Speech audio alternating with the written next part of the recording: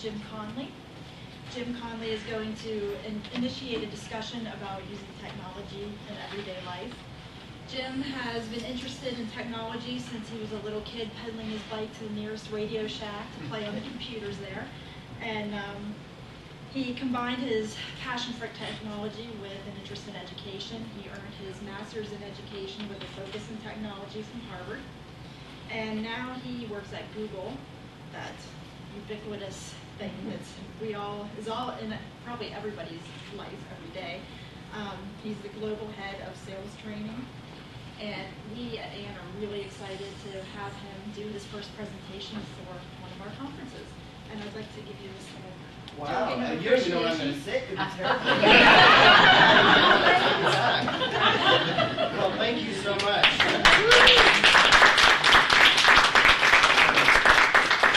This here. So I'm really excited to be here. I present all the time, and it's interesting. I was talking to a friend of mine on the phone yesterday, and I said, I'm so nervous.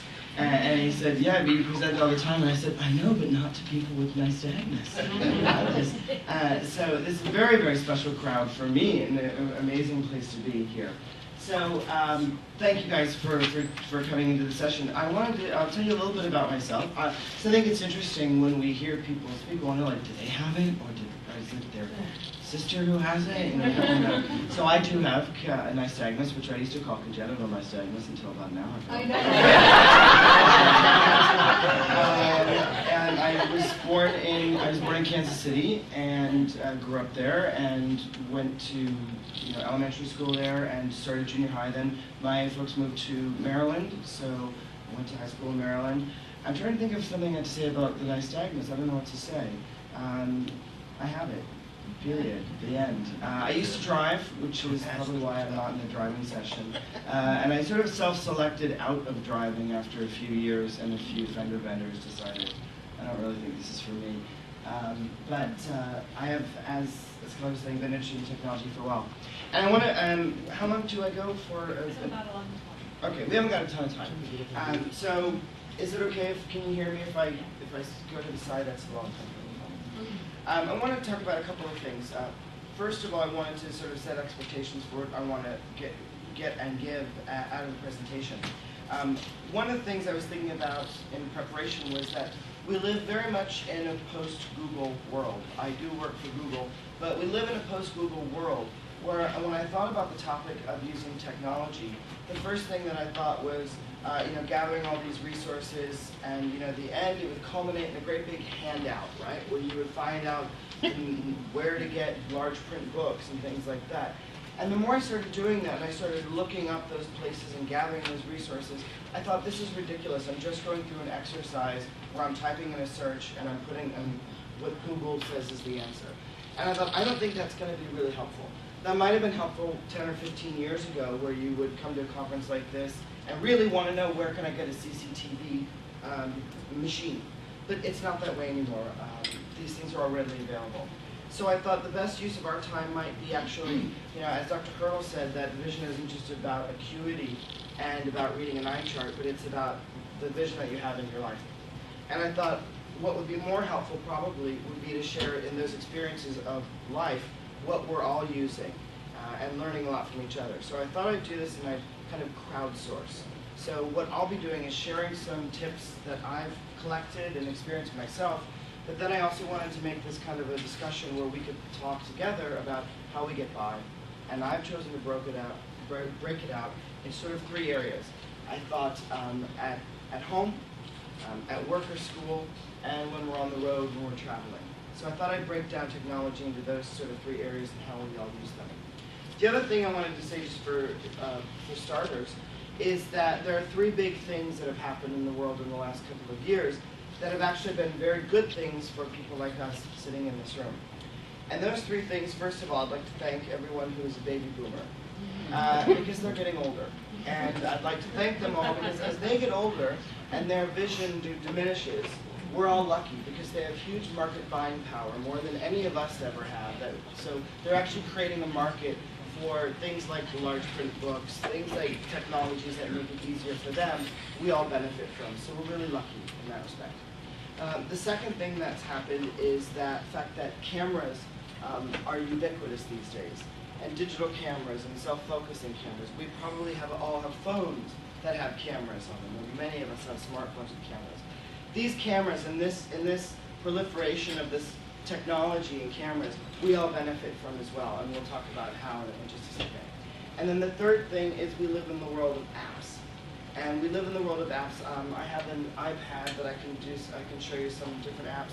We have apps for reading menus. We have apps for seeing in the dark. We have apps for so many things. So there's three things, first of all, that have been happening in the last few years that I think we all benefit from. So I want to kind of incorporate some of those as well. And let's go forward. Thank you. So as I said, our objective is together to identify technologies that I thought about what's really important. I thought one is just reducing frustration. Because many of us, and it's something we don't talk a lot about, and I'd like in future sessions to see a whole, future conferences to see a session on like how we deal with the frustrations that come up, because it's hard. And one thing that I think I get, that I most appreciate from being here with folks like yourselves, are just hearing different strategies for how you deal with things. So we'll talk about some of those strategies to reduce frustration and increase what I call happiness and just peace of mind. And so let's move forward. The other thing I wanted to let you know was that each of the background images that you see that I put on these slides are pictures that I've taken. I travel a lot with Google, as Kelly was saying, I work with the sales teams globally. And so in the last year or so, I've been pretty much all over. I take a lot of pictures, and I thought, I'll use these as a cheap way to get to show my pictures. But also I want to just, I use these pictures to also underscore the fact that, having nice segments and using technology really hasn't prevented me from getting around. And I think there are a lot of people, especially parents, who kind of worry like, oh my gosh, is my kid going to be able to get out there in the world? So these pictures, if they're from Buenos Aires, or if they're from Hong Kong, or if they're from London, or anywhere, it means somewhere that I've been, got there myself, managed to take pictures and had a pretty good time. So, and in the spirit of crowdsourcing, I started putting, and some of you know that I started crowdsourcing for this presentation a few months ago, asking people what kind of technologies they use. And what's been really interesting is even in the last few days, I kept putting stuff up on Facebook, and this was a post that went up there yesterday from someone saying, wow, these are great ideas. I never thought how valuable an iPod Touch could be, taking pictures and zooming in on blackboards. How long would it take me to figure out on my own? So thank you. So we're going to use the same thing. We're going to share experiences.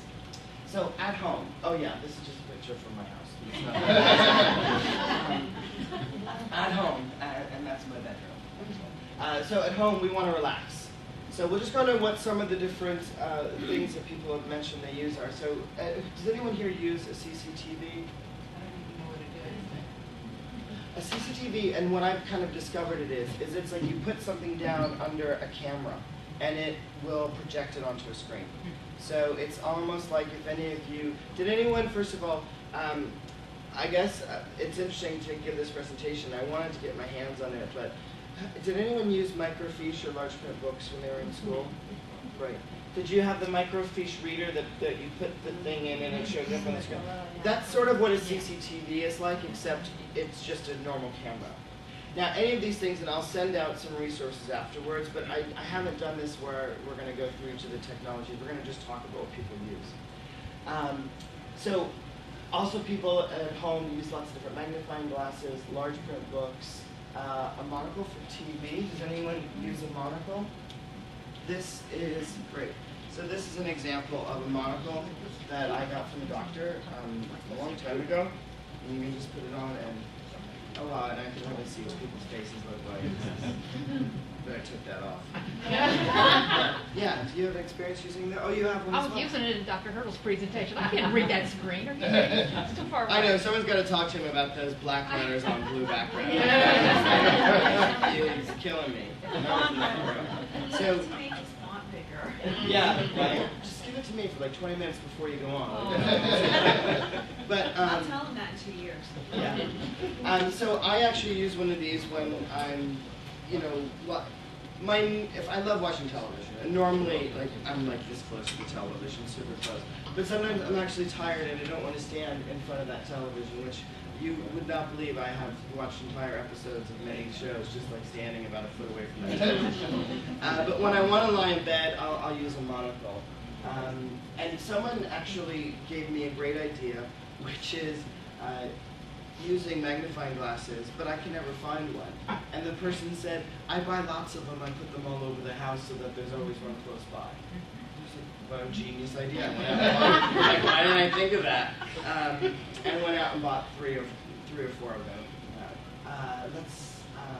And an iPod magnifying app.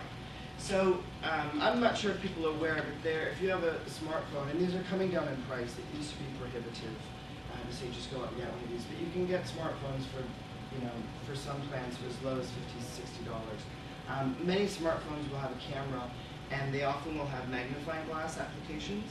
So you can actually just go ahead and use your phone to magnify things like menus at restaurants. Has anyone done that? I do that all the time. I will now because of you. Well, there you I didn't know go. about it, so you said something. Yeah.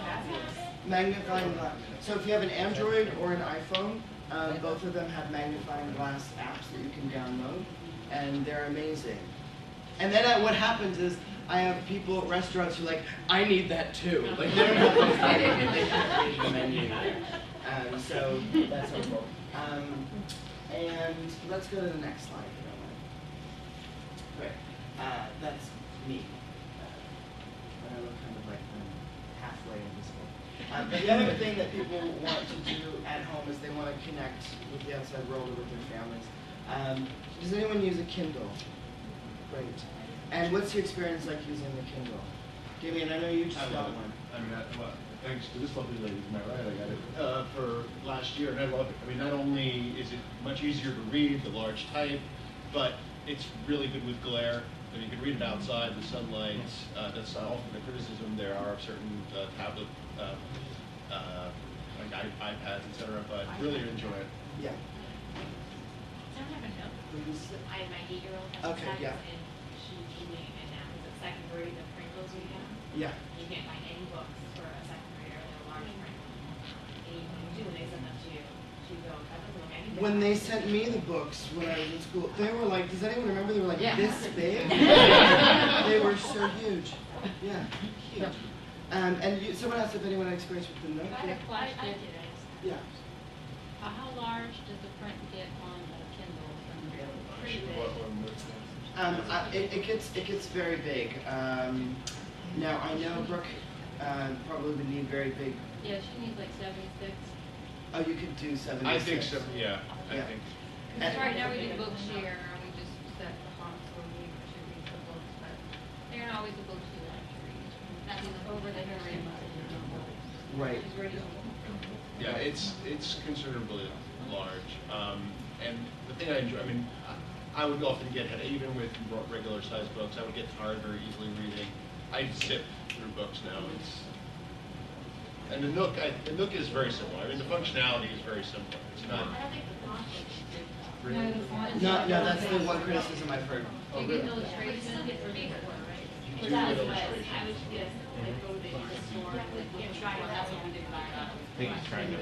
And the other thing is on iPads and lots of tablets that are coming out in the next year, they are very expensive, but as in the next couple of years there'll be a lot more competition, so you should see them coming down in price considerably the next probably 2 years. But you can always like zoom the text almost as large as you want it. Yeah. Sorry, I wanted to just add to Richard. In terms of illustrations on the Kindle, it's a little frustrating sometimes to zoom. You can't really zoom on a Kindle. However, if you do have an iPhone or an Android phone or perhaps an iPad, you can apps, the Kindle app that you can get with those, you can zoom much more easily into illustration. That's one criticism I have. Yeah, me too. That's one criticism I have of the regular Kindle is zooming in on illustrations. So in the spirit of this, and we'll do this a couple of times, I do want to keep this as a conversation. Like I said, we all hear things from one another like, oh my God, I never thought to do that. If you'll go to the next slide, what I'd like us to do is just take we're not sitting at tables, but I'd like to just take 3 or 5 minutes and maybe turn to the person next to you or around you and come up with what are the 2 or 3 things that you use at home to relax, to connect, to reduce frustration, and to generally improve happiness. So I want you guys actually to space one another and talk about for maybe 3 or 5 minutes what are the things that you guys are using. We'll probably learn. I'll learn more from you. Food from wine.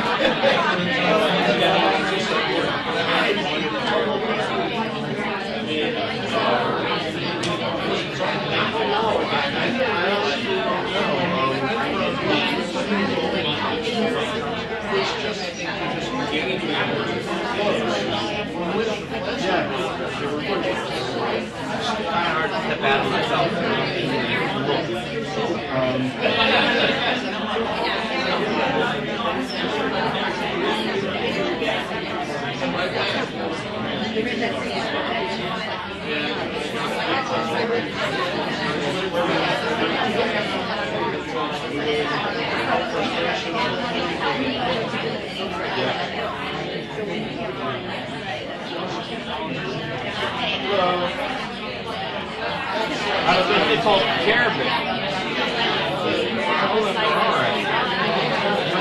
I'm carabin.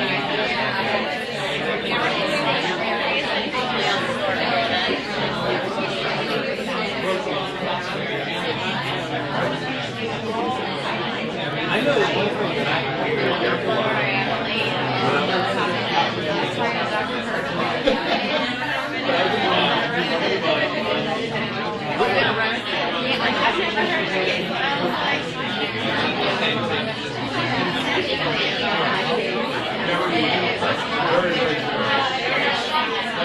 Oh, so it's finally all over.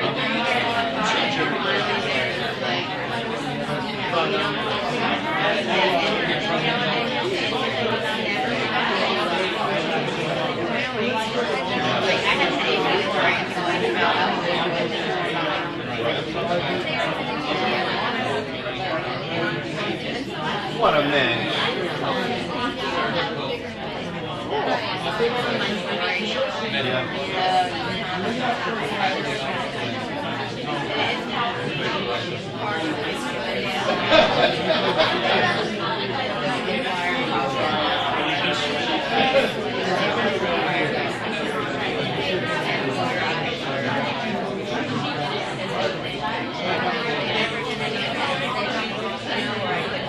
So let's hear from some folks.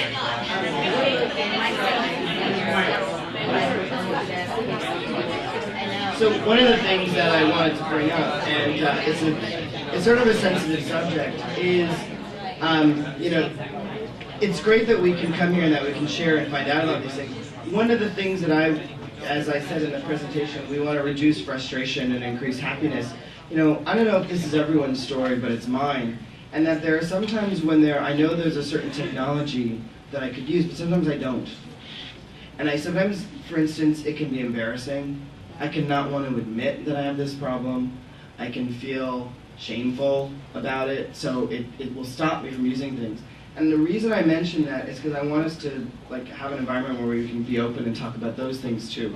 Because for instance, it took me a really long time, this monocle that I was just showing you, do I want to put that on at a meeting at work?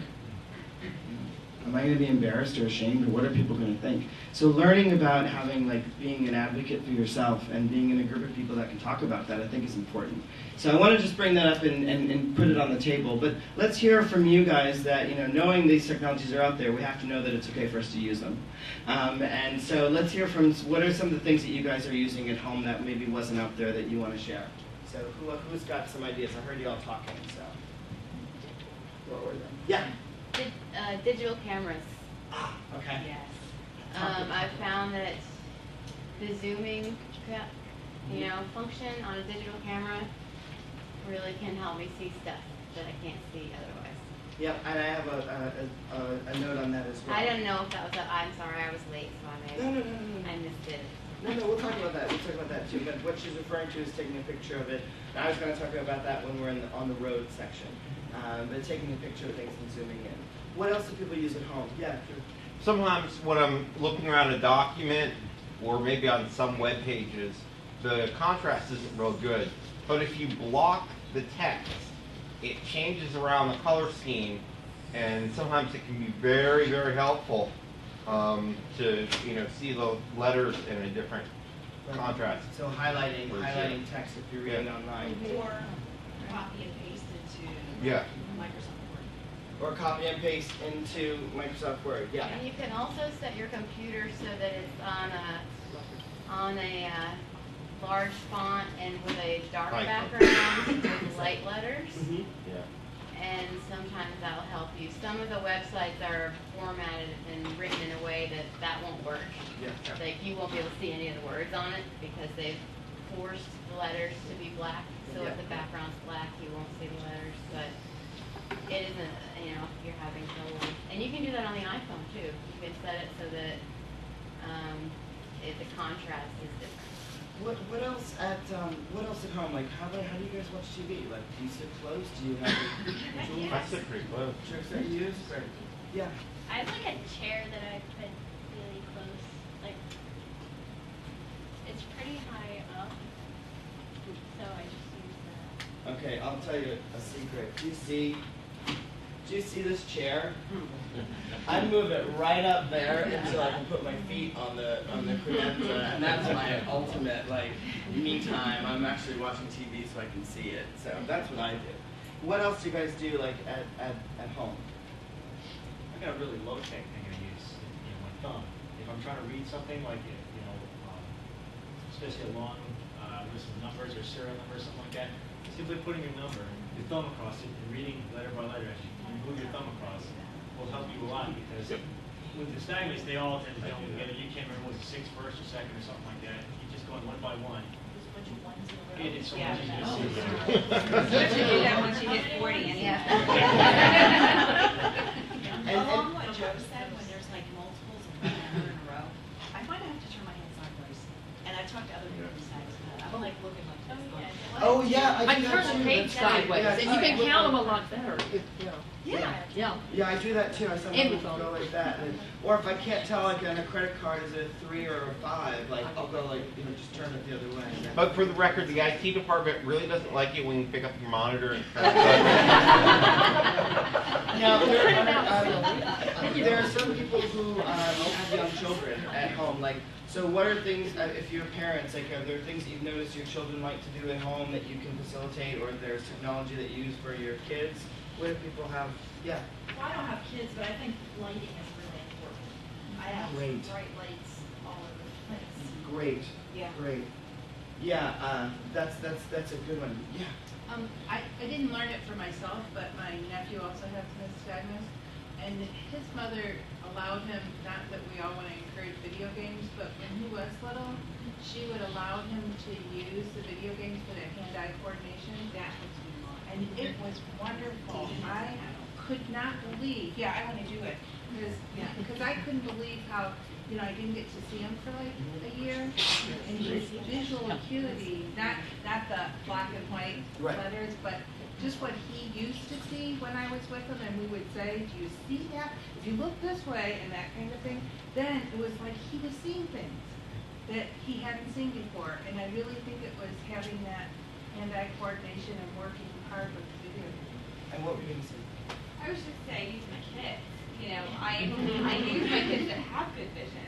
So, there will be times when I'm like, I can't read what's on this box. I can't, and if I don't, I have really magnifying glasses, but I can never find one when I need them. Right. Never. You can never find one when you call the insurance company and you're trying to read the number on your insurance Exactly. card. Actually, I was Yeah. just doing that on my purple Fina broke, and there's the serial number, model number, and it's like, really? I have to read that? And I'm like, John, get over here. And so even like the neighbor kids, I'm like, can you come read this for me? So I use the kids, I use it with people. But another thing too is I also watch, my youngest has this as well, and I grew up with it, so I live with it. But watching him also helps me learn of the little things. Like he uses his hearing so much for things. And, you know, just to touch like different boxes and different foods, and, you know, he can tell, you know, certain sippy cups from his, from others. And so I've learned to kind of do that with him as well. So I think just learning from the kids is they explore is something too. And even if you don't have to sex, learning their little tricks is great. That's great. Any others? You know, one thing when we talk about technology, I didn't ever promise that this is going to be about high technology. I'm so much less interested in that than just what works for people, you know. And I love the thing about lighting. You know, it's very interesting. Do you see this room? My partner lives in London, and so this is the living room in London. And I get so pissed off because it's so dark in there, and we fight all the time. It's too dark in here, I can't see anything. And he's like, you don't like chic lighting? I'm like, no, I want to see where I'm going. So it's a constant argument. So now I have more fuel to get more light bulbs. Yeah.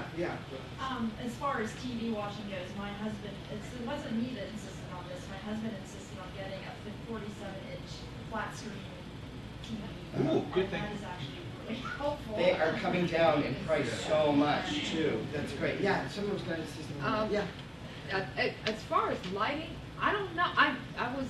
My parents were told I was an albino now when I was born, but later on it was just like you like pigment. But I don't, the light is, well, when it's outside and it's, you know, sun is high noon and stuff is bright, it hurts, but it hurts everybody, I guess, okay? But inside, in the evening, I don't turn on the lights. I can see in the dark. It might be a totally individual thing, I'm wondering. I think she's adjusted. Being more accommodated. Wants it dark. Yeah, it's dark. Because my son wants the lights off, but I like the lights on. It bothers me a lot. So everyone really is very different. Because I cannot watch TV with the lights off. Yeah.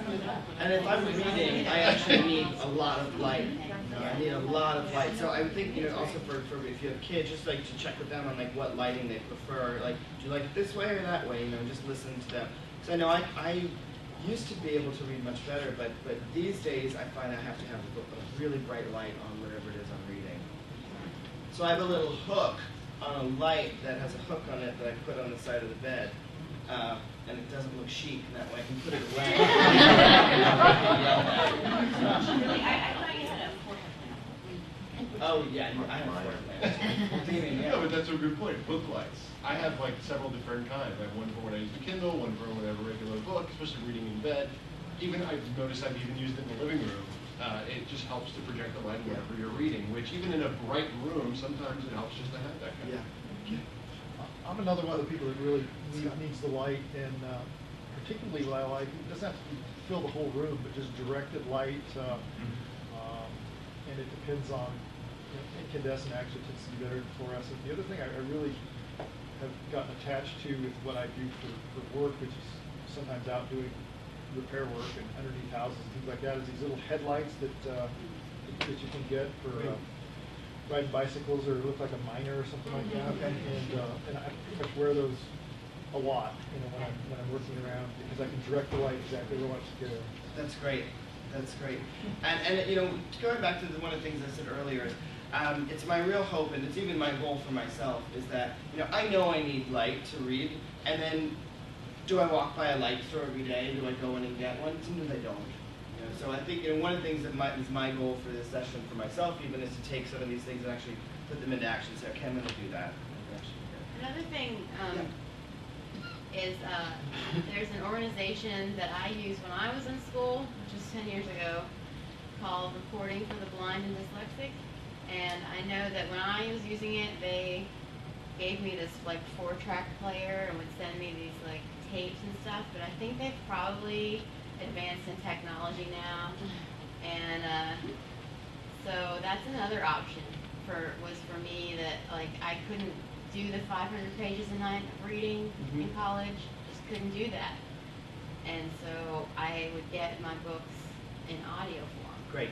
And that's one of the things that that came through also, and some people have written in and said recording devices. And what was the name of the? It's called Reporting for the Blind and Dyslexic, or Dyslexic, and it's free. Great. So this is me at my desk. I live in New York. I work at Google. Actually, Damien also works at Google. And the next one is at Worker School. You can see that's my setup. I have the screen pretty close. And it's interesting, Damien and I were both talking about all the technologies that we use, and we work at Google. The number one thing at work that we like is this arm that I can clamp onto the desk, and that allows me to swivel the monitor. We're lucky, they're quite generous, we have big monitors. But that allows me to pull the monitor up. It's so much more comfortable. I'm sure we've all hunched for a long time, but just getting these arms, and I went online to look for them the other day, like $50 to $75, you can get one. And it is an absolute lifesaver. Does anyone else use an arm like that for their monitor? Okay, that's your homework to go out and find them, because they are hugely helpful. It saves your back. Did Google accommodate you with that? Did Yes. you ask them? Actually, everyone has one. Oh, Like, okay. the engineers have them too. It's just probably good for your posture and everything anyway. Yeah. Does it matter how big the monitor is? Can it still fit on an arm? I have a pretty big monitor, but There's a universal back on most of the monitors, and I'm sure if you just have a look, but most of them do have the universal sort of Slot. attachment slot. Yeah. I guess what else around the workstation? I have another light there that I use. That if I need to read the numbers on the insurance card or something, I have a magnifying glass there. Sometimes I put extra light on it so I can read it. But let's find out what some of the things that people, some of the things that people mention as well. The arm is great.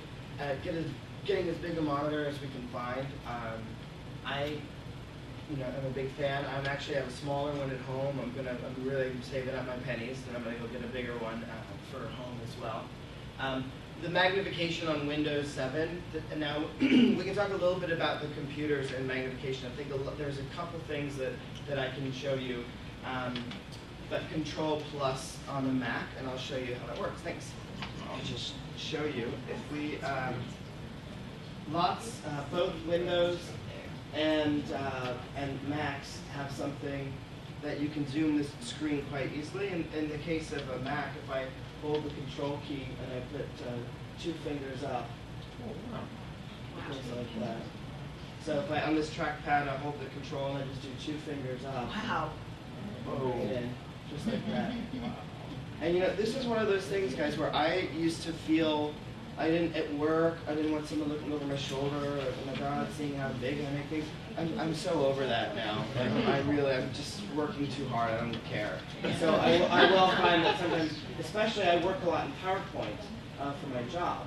So you can imagine, like, some of these little guys up here, these little buttons they're hard to see.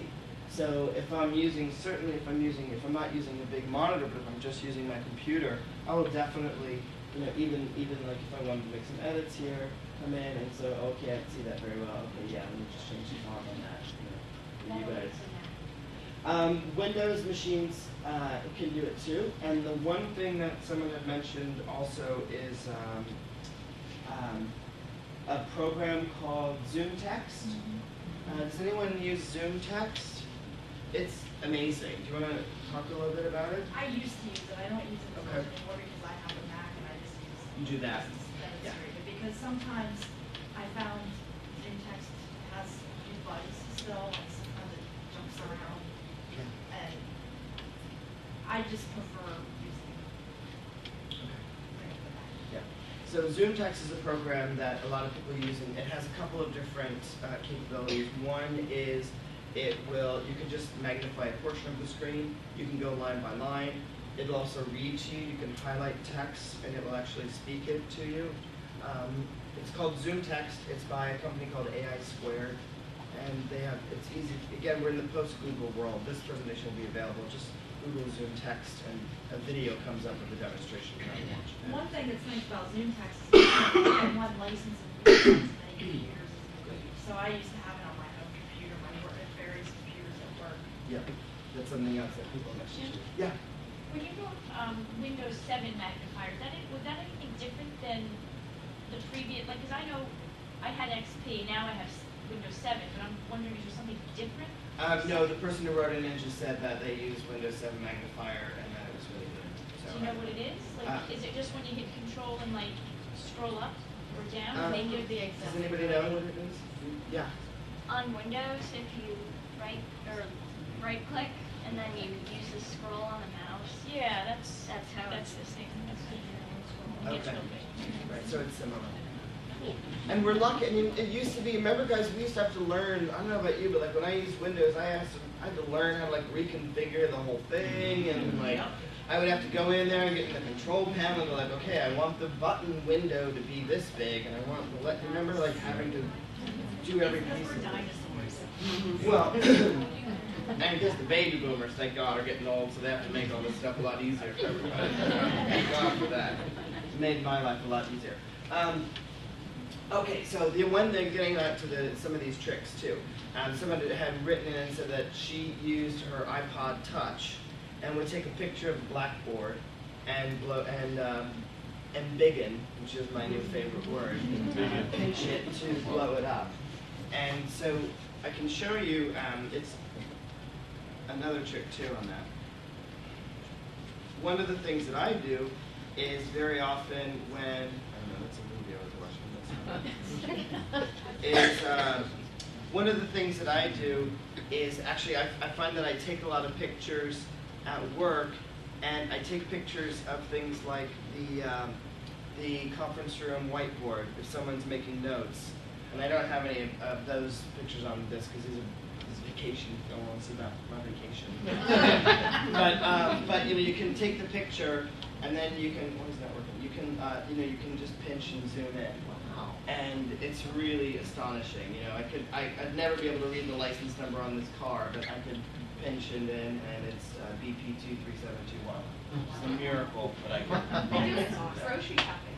Like if I can't read a price, I'll use my phone, take a quick picture, and then zoom in and be like, oh, that's how much that costs. Yeah.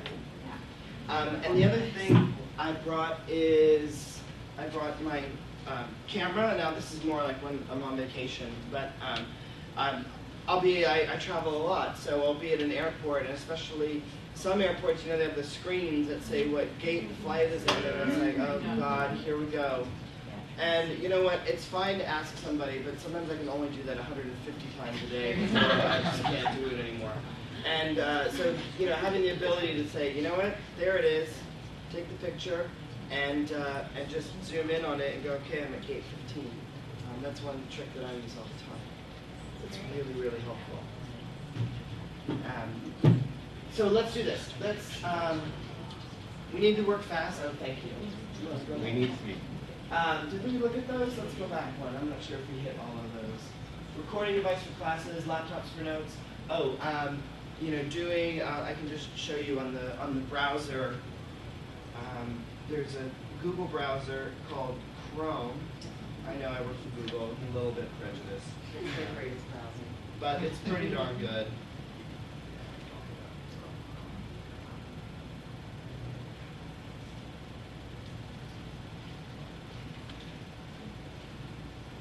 There we go. Two screens going there, so. Why doesn't it show?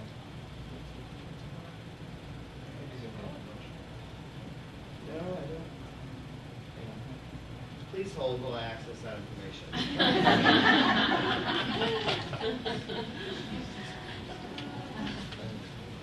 Somehow I have these. Yeah.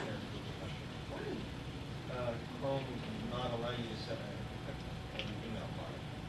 Oh, I don't know. I can't answer that. Damien can answer that. But one of the things that I like about the Chrome browser why I would recommend it to people are two things.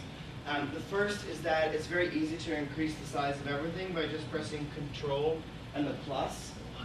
You can see like every time I press it, it gets bigger. Right? Using the angry bird.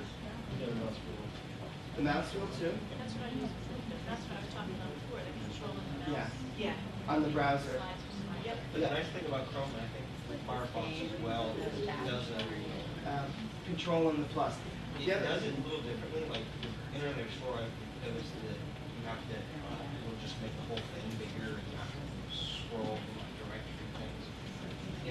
Firefox or Chrome, it doesn't seem to do that. The other thing you can do is in the tools, you can actually set a, if you go to, wait, if you go, there it is, preferences. If you go to preferences, and there's something called under the hood. No, it's capabilities. You can actually set a default. You can set a default. No, it's somewhere in here. Do you see it? Yeah. Oh yeah, font size. Yeah, you can actually set this as a default, so that you don't have to go the Control Plus every time you open up a page. So that's, I think, a pretty nice feature to use. Does Now, it Windows override- Explorer may have something like that. I don't know. I don't use it, but I know it's good here. Yeah, what did someone say? I was just gonna ask if it overrode the way that people write code on their website. It usually does. Yeah? It usually does. Yep, I've not had any. Cool. I've rarely had a problem where it Because doesn't. sometimes people will just write the code so that the text is so small, and you try to adjust it and it won't let you. I know, that's totally annoying.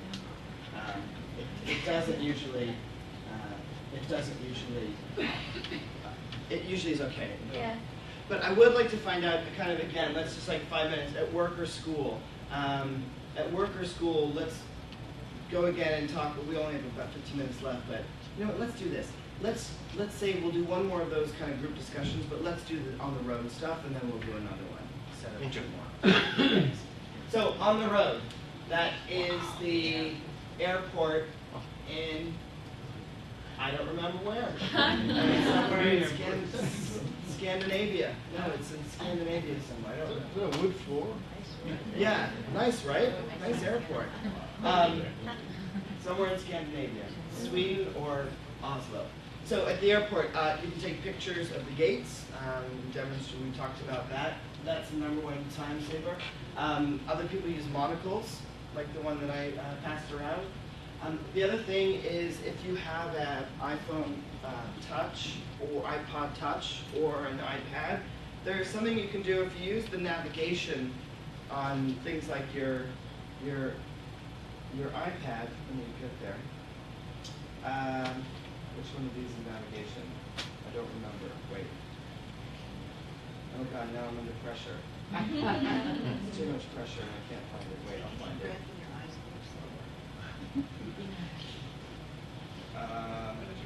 The maps one that pulls up here now. Yeah. Oh. Which one is it? Oh yeah. It's got the picture of the map on it. There, duh. It was right in front of me. Okay. Now it's nice because you can, like, you all know you can sort of use this to. It won't work because I'm not online. You can sort of zoom in, right? You can zoom in, and it'll tell you the names of things, the names of streets. But the more you zoom in, the street names still shrink, right? So you still can't read them. But what I found is that there's this feature on, at least on the Apple ones, where if you double tap it with 3 fingers, the whole thing will get bigger. The whole, and you can actually adjust how big it is. So for instance, let's say I'm on the home screen, you can't pinch and embiggen things like this, right? That's frustrating. But what you can do is if you do that double tap, the whole thing gets much bigger, so you can see it. Did you learn it on your own? Or you learned it like, I learned it on my own. that's amazing. I have a lifetime of scouring user manuals to like try and find everything that I can eke out of it. And it's, if you dig into the accessibility menu, it's in there. And I'll send out notes for all this stuff as well. Kids also can figure it out. Yeah. My 11-year-old can figure out the craziest things on my iPhone. How can you do that? Yeah. I have a question. Yeah. I have a Droid. I wasn't able to get an iPhone at the time, so I have a Droid. And I don't like the zoom function that comes with the Droid. Is there an app? I have have not been able to find one, but Damien and I are both looking for one because, you know, we're also trying to talk to the engineers, like, guys, can you make this stuff better? It's not great. The one thing I find good in there is I do find a good magnifying glass application, but, you know, that's not the same as the reading the screen.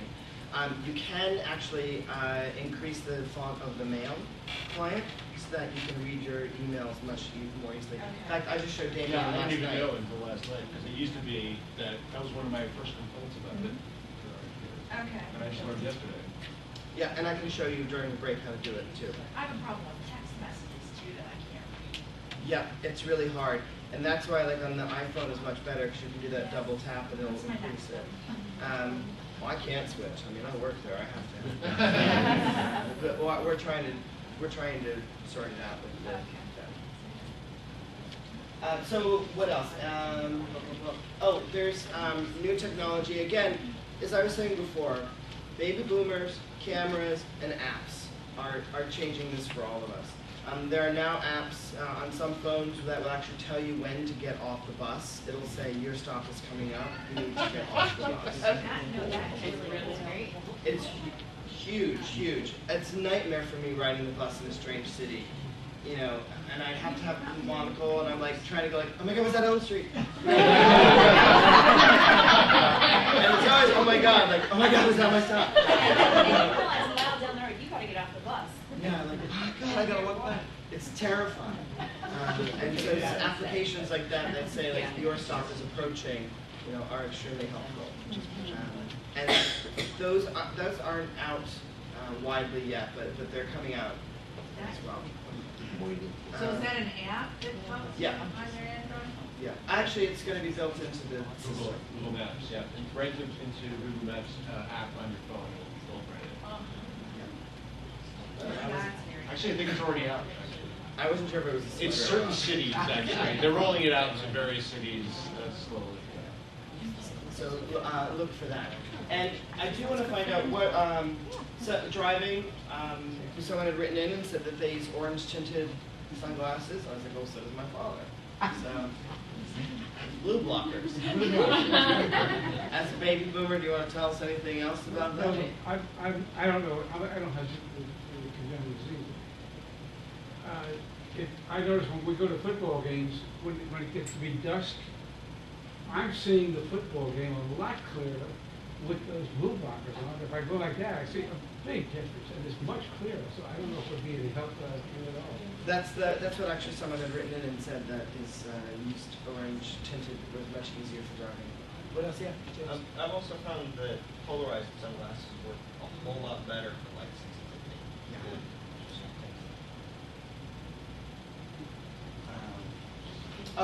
This is my tip on the bottom was, in a pinch, a bottle of water will make a magnifying glass, which I discovered, like, if you hold your face up to it and hold it here, it will actually magnify. And I've done that so many times, like reading the insurance card, like when I can't read it, I hold it up to a bottle of water, and it actually, the curvature of the bottle and the water magnifies it. I don't know if anyone else has used that. Yeah.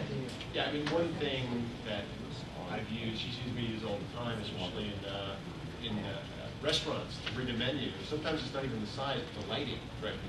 So I use the flashlight app on my phone all the time, and it helps.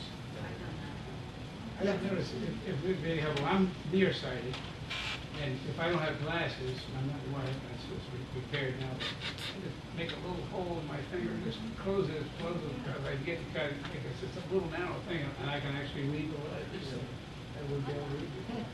So let's do one more of these. So we covered, we have a few minutes left, but I do want us to get together again. So at work and when you're traveling, you guys powwow for about 3 or 5 minutes and come up with like 1 or 2 or 3 things that you guys use and share them with the rest of the group, because this is where people really have the ahas of, oh my God, I didn't think I could do that. So ready? Go.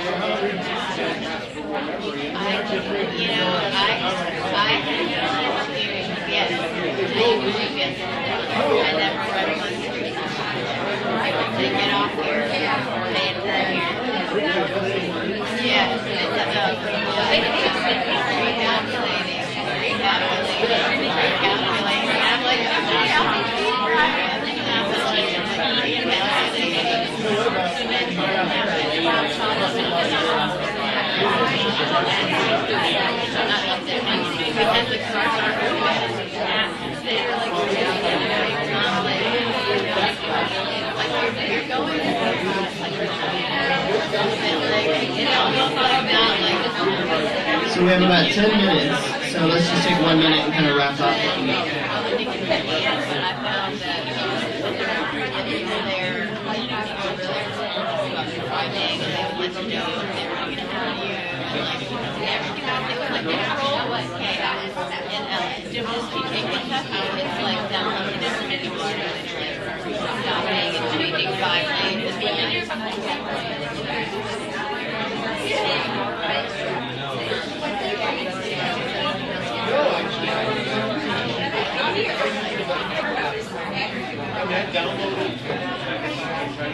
Okay. Oh, I did hear that, and everyone got stuck on the highway in Newland.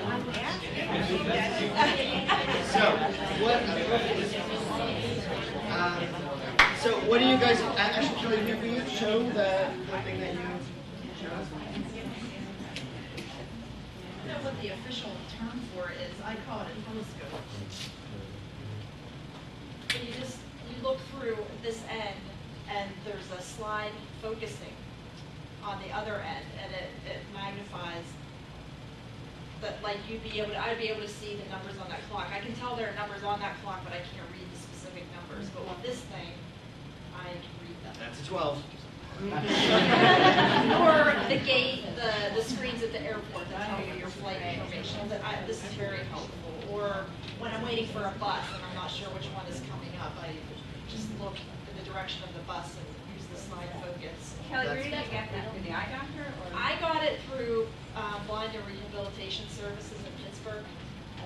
What is it called? There's state agencies and there are blind agencies Yeah. that, in different areas, and it doesn't seem to be anything consistent. I've talked to them because I've tried to get a list for like this group or something, but there's two in my city, and I've had a monocle since I was in first grade, and I'm well over 40 now, and so, you know, I've got all kinds of monocles, and I've got a CCTV, and, you know, through these agencies, and, you know, they put out money for it. They pay for me to get eye exams, even though I have insurance.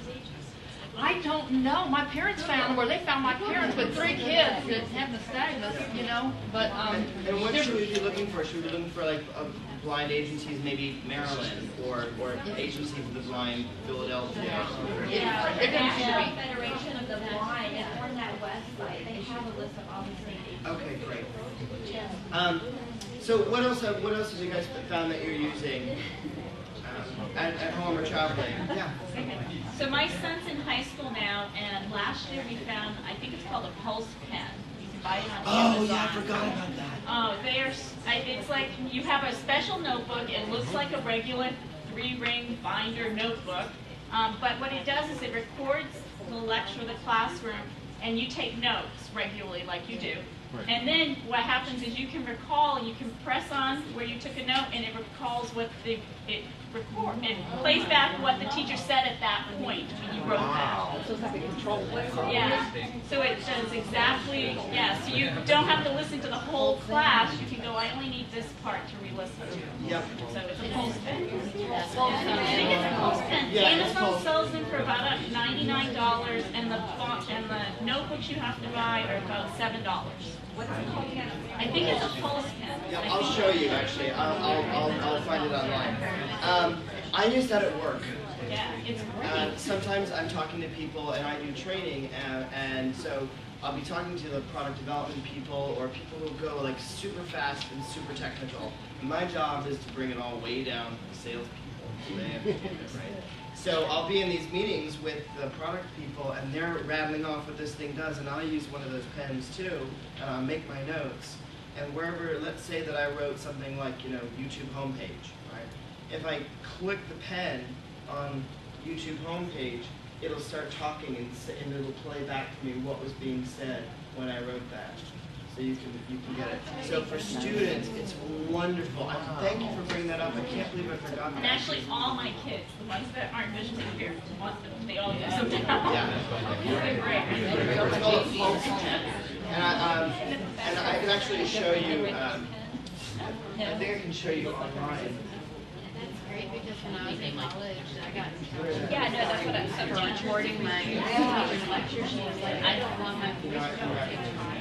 But with a pen, no one knows. she would know. That's amazing. Secret. Like having your James Bond. right here. Yeah, that's a good one. But I guess if you wanted to, you would have to, write the So entire what thing. else? What else have you guys come up with? The pulse pen, brilliant. Thank you. I'm sure there are others. Yeah.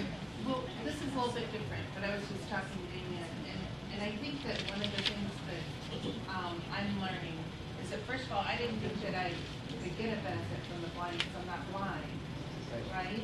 And so I didn't know that I could use that organization. But the other part is that I'm at work, and I have a program I was telling Damien about that uses up some kind of space that it shortens or lowers my font. So now I have to have that to get the program that I need, but now I can't see it. So I'm there on my screen, it's a big screen, but I can't see. Oh, right. So I was talking to him about what could I do about that, because it's a program I have to use. And I'm working slower because of this. So I don't know if anyone else has that problem, but I'm very afraid to say something because I'm afraid, well, you don't need to work here anymore, right? That kind of thing. I know ADA and I know that, but Damien was really helpful as far as just saying, there are all kinds of technologies that people use. She was saying as far as, for your back and for screensavers and that kind of stuff. So ask IT, what do I need to do to get this to work for me? Because I asked one person and they were like, it's gotta be like that. When you get that answer, it's... What was the organization? IT. Ask your IT guy, find a tech guy. Yeah, My husband is a computer programmer for AT&T. He just said the other day that, they've been inside this, he noticed that their face was really close to the screen. And he was like, it looked like yours, before I zoomed everything with the little nose prick on it. And I went, all right, did you help him? He goes, yeah, I showed him how to zoom it. And, because he's done it for me, he's an IT guy, and he knows all about computers. They had no idea that was out there. And that's something that, it's just, your IT guy should know that. And he's a computer programmer, and he works in a place where there are computer programmers. And somebody should know it, so definitely ask. I think sometimes when you ask a question in your situation and you receive a response that someone shrugs their shoulders, you just give up. You don't give up. You might not ultimately get the answer that you want, but ask again, ask a few times. Go above someone's head, go directly to the source, because it's not a matter of being in denial. It's a matter of confirming what you feel is a possibility. Like in this case, a perfect example. I mean, you definitely need to ask again. And yeah, I know something, I'm a secretary for the federal government, won't say what agency. But I have to read lots of tables of very small numbers, or actually very large in numerical figure, but small in font. And something that I found routinely that's really useful is a bar magnifier, because not only will it magnify it, but it will magnify it in a straight line. So Oh, right. you know that you're only looking at that one line, and you can keep it straight. And then, so you find out, to find the line that you want, you just run it down until you find the right line, and then you keep everything straight. And the Zoomtext program will do that too. It'll allow you to have one line of text at a time that it's in the text as well. I don't know if you've tried that. Good. Yeah. I just want to point out that Zoomtext is pretty expensive, but some of these agencies, if you contact them, they will, I mean, I've never paid for Zoomtext, and I've had a couple of copies of it, but these agencies have paid for it every time. I think you can get a free trial version of it. Yeah, you try can. it to see if you like it before you buy it. Yeah. I'm not sure if anybody's mentioned GPS. That has been extremely helpful to me on traveling. And I am married to a huge state, and so we did not put the navigation thing in the car. And I have to tell you, that was the best thing I ever did, was not put the navigation in my car. Yeah. I have one of the, say Garmin, or what it is, yeah. And one of those I got it for Christmas, and I love it. I absolutely love it. I take it with me if I'm going somewhere with someone else. I take it, throw it into my purse and go. But I use it all the time, and you can use it for anything. And I swear it tells me I'm recalculating because I get lost all the time. But then it'll find me another way to go, Right. and another. So that has been huge for me because it tells me you're 1 mile away, turn right. You are 0.4, okay, turn right here. And I have a Thank couple you. of other friends who decide the So, same thing. I It just absolutely totally, love it. there's no deciding to totally brings your quality of life over. Yeah. And and one of those things too is I have little kids, and it's really hard for me I have to really focus on driving. I can't look for parks.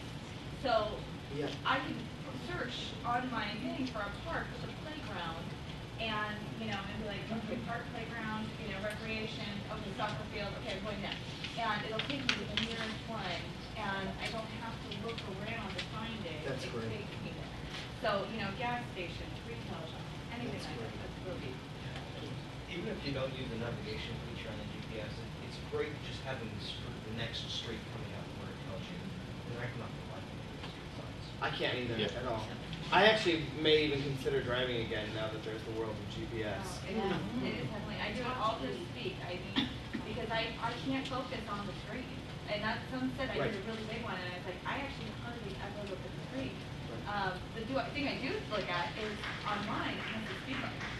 So of the street I'm on, so sometimes I'll be like, I missed the speed limit sign, but I don't know what it is, and I'll just be like, but I gotta get a little closer to it. Right. That's huge.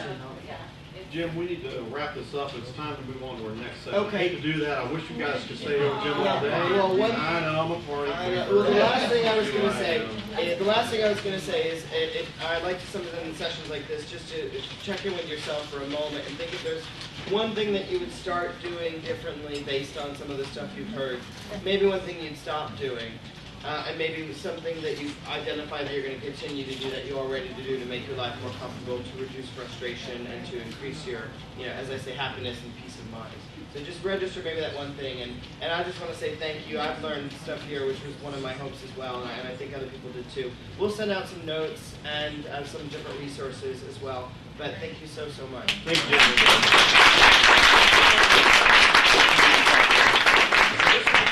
We've been running a little bit behind schedule, so we're going to give you about a 5-minute break, run to the restroom, and then be back in here about 5 to 10 minutes. Is that right? Right now, lunch is now 12:45. Yeah, we moved lunch up to 12:45 to try and squeeze it together. Excuse me, are there any parents whose child has seizures or thyroid condition with the nystagmus? I did, I talked to you. Did you ever get a question? Did each